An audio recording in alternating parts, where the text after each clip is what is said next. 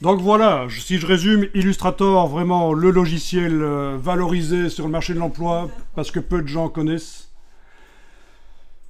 Possibilité de se certifier chez Adobe, et là c'est sérieux, c'est un vrai examen de compétences, un examen bien fait, mais peu d'utilité en Belgique, surtout utile si on veut devenir formateur dans un centre de formation, mais plutôt en France.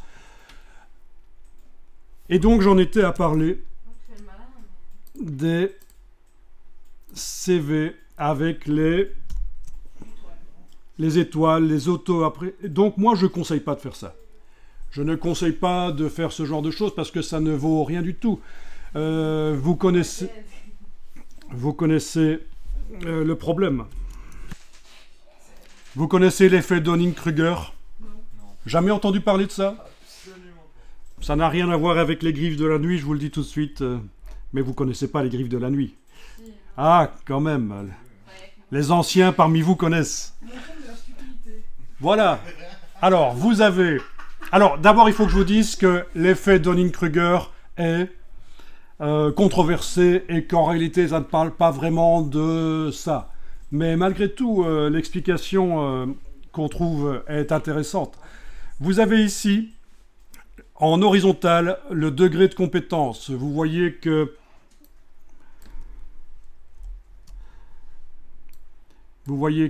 Attendez un peu, on va faire comme ça, voilà. À gauche, c'est niveau débutant, puis on avance en compétences et on arrive finalement au niveau expert. Ça, c'est en horizontal. Et en vertical, vous avez le degré de confiance. Donc ça, je l'ai trouvé sur Wikipédia, vous avez vu, hein, mais c'est un schéma qu'on rencontre extrêmement souvent sur les réseaux sociaux. Et donc, ce qui se passe, c'est que lorsque vous abordez une nouvelle matière, vous n'avez pas conscience de l'étendue de la matière, à quel point c'est complexe. Vous sous-estimez la quantité de matière qu'il faut connaître pour être un expert. Et ça, on a vu pendant la crise du Covid. Plein de gens qui n'y connaissent rien en médical ont critiqué les experts. Donc tout le monde est devenu expert en quelque sorte. Mais qu'est-ce qui se passe? C'est la même chose en infographie. Vous commencez à étudier un logiciel, vous êtes débutant, vous avez une grande confiance en vous, vous vous dites oui, c'est pas mal ce logiciel, je maîtrise bien. Vous arrivez, vous êtes dans l'auto-surévaluation et la sous-estimation des experts. Vous êtes dans la montagne de la stupidité. Bon voyage. Ensuite, au fur et à mesure que vous avancez dans la connaissance du logiciel, à un certain moment, vous vous dites « Mince, j'avais pas compris à quel point c'était vaste et compliqué. Je croyais que les experts étaient des marioles qui se la pétaient. Là, vous commencez à décompresser. Vous descendez la montagne, vous décompressez, et vous arrivez dans la vallée de l'humilité. Autrement dit, vous écrasez. Vous n'êtes plus, comme vous étiez dans la montagne de stupidité, en train de sous-estimer les experts, et quand un expert disait quelque chose, commencer à dire « Oui, mais non, moi je connais un meilleur moyen ». Et puis petit à petit, au fur et à mesure que vous avancez dans vos compétences, vous êtes dans l'auto-évaluation réaliste de compétences, et vous arrivez au plateau de consolidation.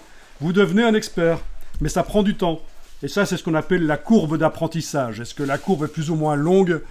Je ne sais pas si vous avez déjà entendu parler de ce terme, courbe d'apprentissage. On dit qu'une matière a une courbe d'apprentissage courte ou longue. Ça veut dire on peut y arriver très vite ou ça demande plutôt plusieurs années pour y arriver. Et donc voilà pourquoi les étoiles sur les CV, ça veut rien dire. Si c'est un débutant qui met ses étoiles, qui s'auto-évalue dans Photoshop, je suis super bon dans Photoshop. Il est à ce moment-là, il est débutant, il a confiance en lui, il va se mettre 5 sur 5 peut-être. C'est peut-être ce qui se passe ici, je ne sais pas. Par rapport à ce qu'on a vu là, je ne sais pas. En tout cas, moi, personnellement, utilisateur de Photoshop depuis 25 ans et estimant le connaître pas trop mal, je ne me mettrai jamais 5 sur 5. J'aurais tendance à me mettre 3 sur 5 ou 4 sur 5. Ben oui. Ben oui, parce que moi j'ai compris à quel point c'est vaste. Je connais tout ce que le logiciel peut faire et que je ne maîtrise pas. Et... Oui, c'est ça, pour apprendre un logiciel comme ça par cœur, monsieur, enfin... Ben, c'est devenu compliqué. Dans les années 90, Photoshop, on pouvait le maîtriser à 100%. Mais ça a tellement été diversifié. Maintenant, il y a le web, il y a la 3D, il y a plein de choses. Donc, voilà. Vous voyez, donc, mortalité de l'histoire. Si vous faites un CV, moi, je vous déconseille de vous auto-évaluer comme ça. Ça n'a pas beaucoup de sens. Mettez des mots peut-être, mettez bonne connaissance de Photoshop. Peut-être listez ce que vous connaissez. Et si dans la liste de ce que vous mettez, il y a des choses qui sont typiquement experts, voilà, vous indiquez par exemple, vous maîtrisez les variables dans Photoshop. Ça, c'est pas mal. Ça, c'est quelque chose qu'un débutant ne connaît pas, le système des variables. Ça va être un peu plus indicateur.